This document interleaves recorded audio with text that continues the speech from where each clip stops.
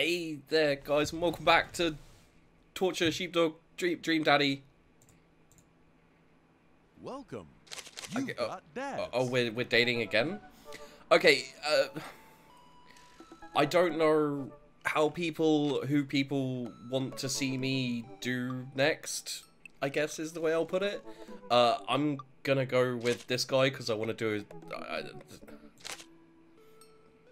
Damien Blood March. How do you do? I finally decided to join this information superhighway. Not surely how this works. Try my best to understand. I love long strolls through graveyards, spending time with my son. Chat about latest Victorian... Oh, this dude is terrible for me. True crime podcast, taxidermy new specimens, a coffin, pronouncing bosom. You wanted to be a bat. Yeah, okay. Let's chat with this guy for no apparent reason. And I gotta be prepared. Damien seemed really interesting, a little odd, but interesting. I didn't talk to any of them. I think I should hang out with him to get to know him a little better. I navigate to Damien's dadbook page and type out a message. Hey dude, you seem cool. We should hang out some, Tim.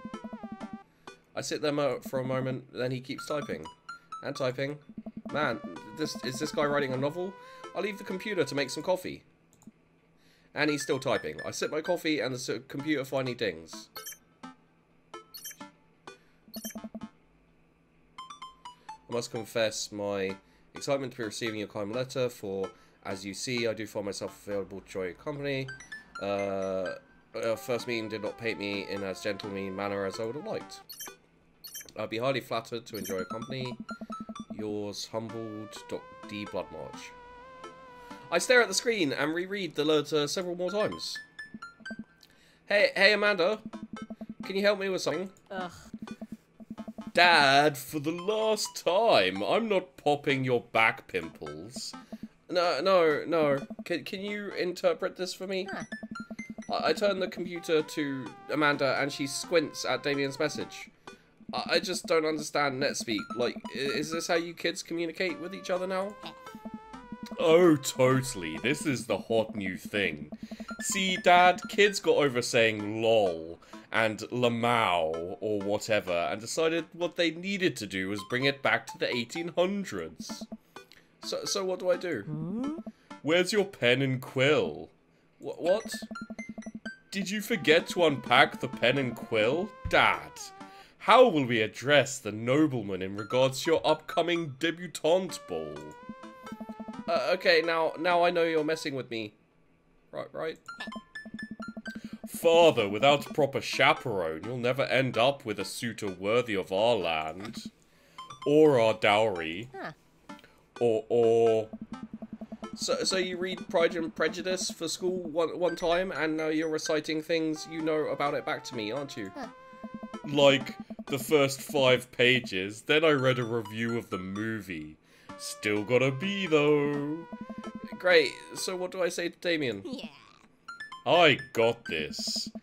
Amanda reaches over me and types on the keyboard. Sure thing, dude. Regards.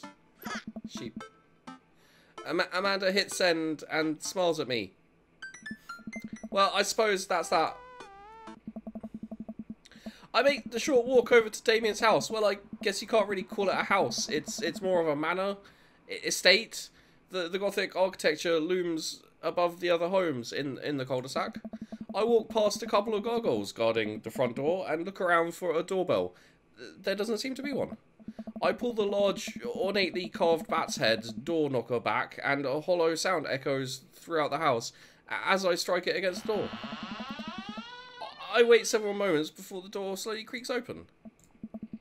It's a little creepy, but I enter the home and take a few steps in the foyer, noting the oil portraits of who I assume are dead relatives hanging on the wall. As I'm admiring them, the front door slams shut behind me. Hello? Silence. An oil lamp in the corner flickers dimly, casting ominous shadows against the wall. Why do I feel like all the people in these paintings are staring straight at me? Why is it so cold in here? Where's Damien? Sheep, pleasure to have you in my home. I look up to see Damien standing at the top of a majestic staircase with a walking candle holder. What's with the door slamming shut? Oh, sorry, there was a draft. And the door creaking open when I knocked. I accidentally left the door unlocked. And the creepy oil paintings. I like oil paintings. Right. Right. Please, let me show you around. Okay. Damien leads me around his house, casing his parlour. Sitting room, auxiliary sitting room, and the parlour again for some reason. This is one of the older homes on the block, yes, but nowhere near as old as the architecture might suggest.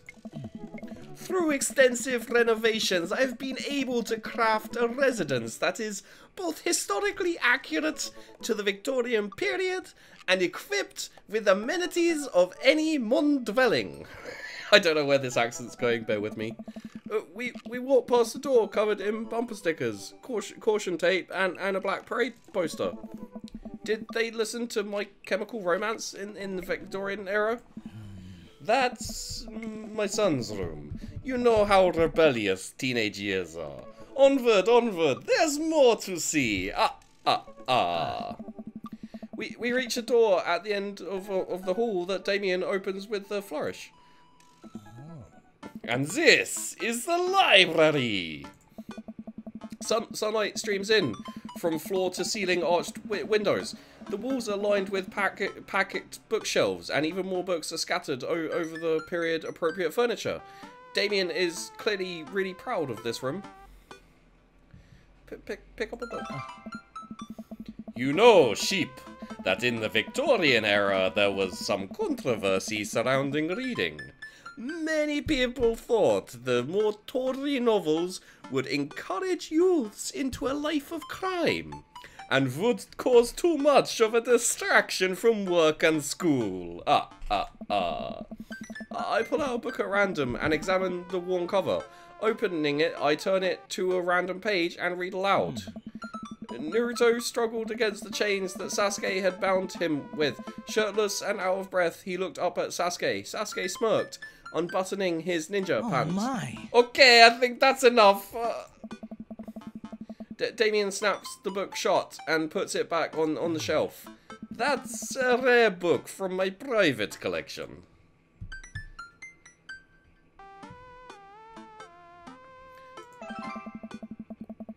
I walk to the window and am greeted by a beautiful view of Damien's backyard.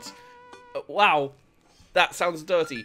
It showcases a beautiful view of the rest of the cul-de-sac. Hey, I can see Craig on his lawn. He's doing push-ups with his daughters on his back. Damn, he sees me and waves happily, doing push-ups with one hand now. Damn. Did you know that Victorians spent at least 20 hours a week gazing longingly out of full-length windows? Wait, really? No, but Victorians did appreciate telling a good joke. That's enough. Please, will you join me for tea? I follow Damien to his sitting room, where finger foods have already been set out upon a beautiful tiered silver tray. I take a seat on one of the high back chairs as Damien pours and serves me some tea. I can't believe we're having a high tea. I never thought I'd get to do this. Damien smiles to himself. What? Oh.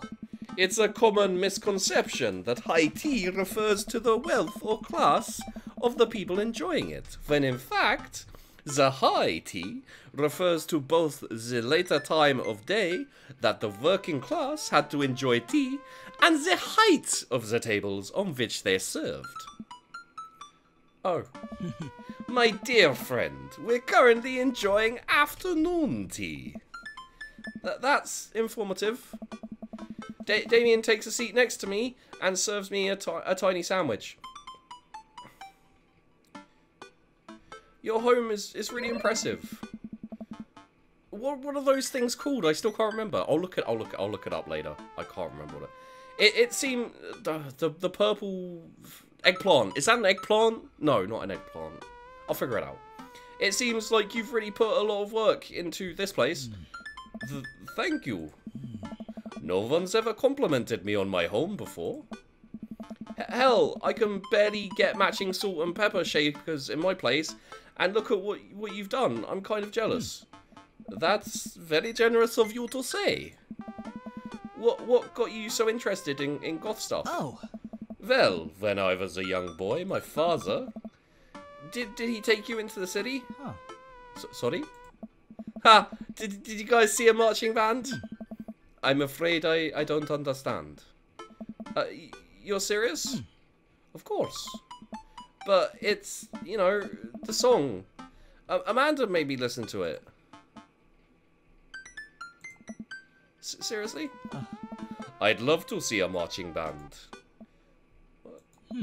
Nevertheless, I've always had a love for art, history, and fashion. What started off as a small hobby collecting taxidermied animals grew into sort of an obsession. It's a privilege to be able to appreciate the lives and culture of those who came before us, I think. Why not go all the way? I like not dying when I catch a cold. He takes a sip of tea. I can acknowledge that there were many very terrible things about the Victorian era, and to try to live a life that strictly aligns with those ideals would be admittedly horrid. But I think it takes a certain critical mind to truly appreciate something to the fullest, to be cognizant of its flaws and love it all the same. Tell me, Sheep, do you have any hobbies? Oh man, I do. But I don't know if I care about anything the way you care about this stuff. Well, I'd love to hear about your interests. Hearing somebody talk about the things they're passionate about is intriguing and, quite honestly, rather attractive. Please, do tell me about your hobbies. Quick, sounds sophisticated. Love me some word jumbles. The written word fascinates me. We spend so much time using words, you know, and I think people would appreciate them more if they had to unjumble them. It's poetic, or something, really. Oh, so you're a writer? In a sense. We finish our tea and finger sandwiches. I honestly don't know why we had to finger the sandwiches. I mean, like we could have just eaten them, but he was very insistent that we finger all of the sandwiches. Come, I have one more thing to show you. Damien takes me around the back of his home, where a variety of flowers flourish in beautifully landscaped rows. A small stone path weaves through it, and butterflies flit lazily through the air. My garden. It's beautiful. Thank you. Victorians took flowers and floral arrangements very seriously. You see, it was considered uncouth to discuss personal and romantic relationships in public, so lovers and friends alike would use bouquets to send secret messages to each other. Each flower and plant is symbolic of different feelings. Even more interesting is that one flower could mean different things depending on the other plants it was paired with. One had to be extremely careful, as even the style in which the ribbon was tied around the bouquet affected the message. Damien leans down and plucks a gorgeous bright orange flower off a vine. Lilium bulbiferum, the orange lily. What do you think this one means?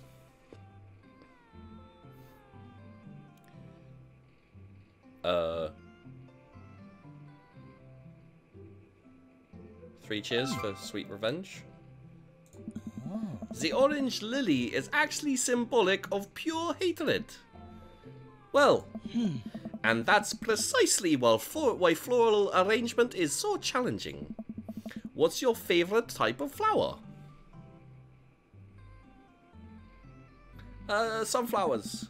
They remind me of sunshine and then you can eat the seeds as a delicious snack. What a practical choice. My stomach grumbles. Oh man, now I want sunflower seeds. I'll have to remember that when I put together a bouquet for you. He would put together a bouquet for me? No one's ever given me a bouquet before. I follow Damien down the footpath and admire more of his beautiful flowers. Suddenly a phone rings. And we'll see who it is next time. So, thanks for watching, guys. Hope you enjoyed the video. Don't forget to like and subscribe. It always helps out a lot, and of course I do really appreciate it. I hate you all, and I'll see you in the next one.